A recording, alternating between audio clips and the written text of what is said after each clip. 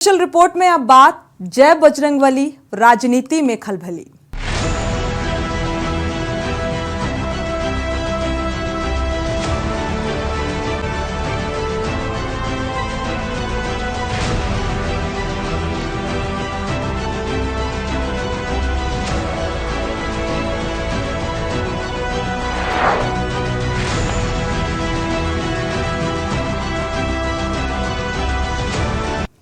कर्नाटक में कांग्रेस की ओर से जारी घोषणा पत्र के बाद देश भर में सियासी बवाल छिड़ गया है। दरअसल कर्नाटक में कांग्रेस ने बजरंग दल की तुलना प्रतिबंधित संगठन पीएफआई से करते हुए बजरंग दल पर प्रतिबंध लगाने की घोषणा की है और इसके बाद देश भर में बवाल देखने को मिल रहा है। वहीं राजधानी की अगर बात की जाए तो देहरादून में बजरंग दल ने इसके विरोध में कांग्रेस मुख्यालय का घेराव किया। पुलिस के एस्ले हॉल चौक पर रोकने के बाद बजरंग दल कार्यकर्ताओं ने हनुमान चालीसा का पाठ कर गौमूत्र छिड़का। प्रदर्शन के दौरान बजरंग दल और कांग्रेसियों के बीच तीखी नोकझोंक भी देखने को मिली। कांग्रेस ने जवाब में पूरे प्रदेश भर में हनुमान चालीसा का पाठ किया। कांग्रेस का आरोप है कि बीजेपी जबरन इस मुद्दे को धार्मिक रंग दे रही है। देखिए ये खास रिपोर्ट।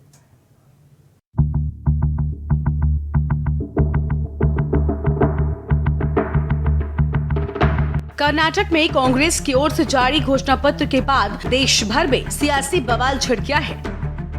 दरअसल कर्नाटक में कांग्रेस ने बजरंग दल की तुलना प्रतिबंधित संगठन पीएफआई से करते हुए बजरंग दल पर प्रतिबंध लगाने की घोषणा की थी, जिसके बाद देश भर में बवाल देखने को मिल रहा है।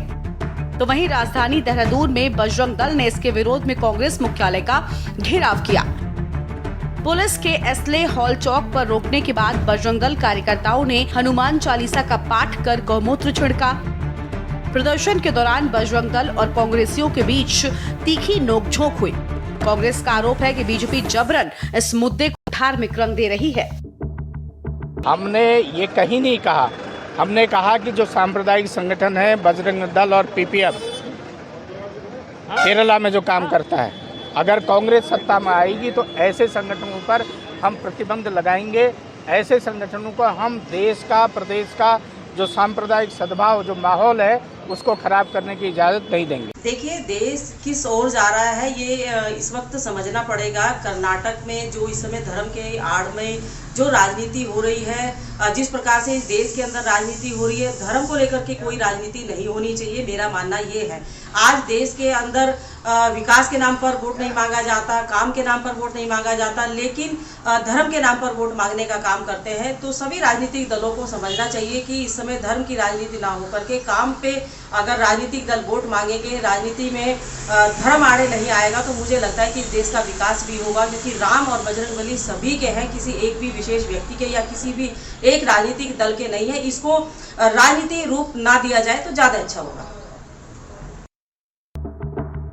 आपको बता दें कि कर्नाटक में कांग्रेस ने बजरंग दल की तुलना प्रतिबंधित संगठन पीएफआई से करते हुए सत्ता में आने पर बजरंग दल पर प्रतिबंध लगाने की घोषणा की है, जिसके बाद लगातार सियासी बवाल छिड़ गया है।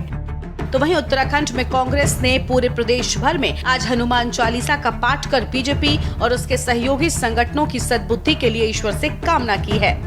देखिए, जन्मजात हिंदू हैं, रोज हनुमान चालीसा का पाठ करते हैं। अभी तक घर में करते थे, अब ये चाहते हैं कि इस तरह से ही बाहर आके सब लोग पाठ करें और इनको सबूत दें। तो यही सही, ये गेम जो इन्होंने शुरू किया है, जिस तरह से कल इन्होंने यहाँ बलवा किया, उत्पात मचाया, तो अब कांग्रेस के कहने सुनने के लिए कुछ बाकी नहीं रह गया। इन्होंने अपना चरित्र, अपने संस्कार और अपना पूरा व्यवहार सबके सामने कलई खोल के अपनी खुद की रख दी कि किस तरह से उत्पात मचाया हुआ है पूरे देश के अंदर बजरंग दल के लोगों ने। न समाज हित में कोई काम करते हैं, न जनहित में कोई काम करते हैं, न हिंदुओं के काम आते हैं, न किसी और धर्मों के काम आते हैं। चाहे अंकिता की बात करें, चाहे जोशीमठ वालों की बात करें, चाहे आज पहलवानों की बात करें जो सड़कों पर बैठी हैं, किसके काम आ रहे हैं ये बजरंग दल वाले।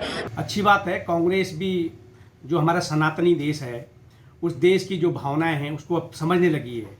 और जो कवि भगवान राम को काल्पनिक कहा करते थे, आज वो भगवान राम के अनन्य भक्त हनुमान जी का वो पाठ कर रहे हैं, हनुमान चालीसा वो पढ़ रहे हैं। तो निश्चित रूप से कहीं ना कहीं ये मोदी युग है। इस मोदी युग में उनको भी ये सद्बुद्धि मिली है, लेकिन उन्हें ये यज्ञ अपने परिवार जो अंतरकलह कांग्रेस में चल रही है, जिस तरह से अंतर्द्वंद और जिस तरह झगड़े उनके हमेशा हो रहे हैं, महापंचायत तक उनके हुए, उसके बाद भी सुलह नहीं हुआ, तो उसके लिए उनको जो है ये सद्बुद्धि यज्ञ करना चाहिए था।